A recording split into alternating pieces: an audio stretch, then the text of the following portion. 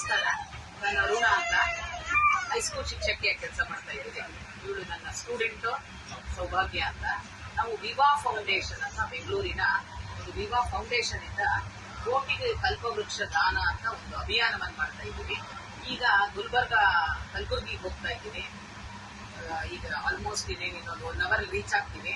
ಅಲ್ಲಿ ದತ್ತಾತ್ರೇಯನ ದೇವಸ್ಥಾನದಲ್ಲಿ ಈ ಗಿಡವನ್ನ ಕೊಡ್ಬೇಕಂತ ಸಂಕಲ್ಪ ಮಾಡ್ಕೊಂಡಿದ್ದೀವಿ. ಈ ರೀತಿ ನಿಮಗೂ ಕೂಡ ಇದರಲ್ಲಿ ಆಸಕ್ತಿ ಇದ್ರೆ ನೀವು ಸಹ ನಾವು ಮೇಲೆ ಹೇಳೋ ನಂಬರ್ಗೆ ಫೋನ್ ಮಾಡಿದ್ರೆ ನಿಮಗೂ ಕೂಡ ಕಲ್ಪವೃಕ್ಷವನ್ನು ಕೊಡ್ತೀವಿ.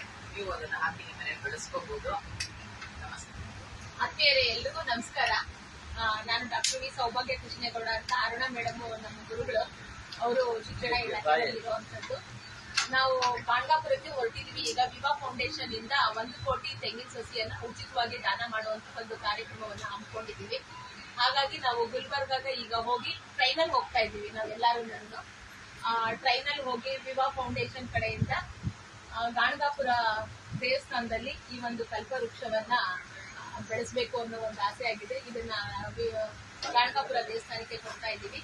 ನಿಮ್ಗೂ ಯಾರಿಗಾದ್ರೂ ಕಲ್ಪವೃಕ್ಷವನ್ನ ಪಡ್ಕೋಬೇಕು ಅಂತ ಆಸಕ್ತಿ ಇದ್ರೆ ನಾವೊಂದು ನಂಬರ್ ಕೊಡ್ತೀವಿ. ಅದಕ್ಕೆ ನೀವು ಕರೆ ಮಾಡಿದ್ರೆ ನಿಮ್ಮೆಲ್ಲರಿಗೂ ಉಚಿತವಾಗಿ ತೆಂಗಿನ ಸಸಿಯನ್ನ ನೀಡಲಾಗುತ್ತದೆ.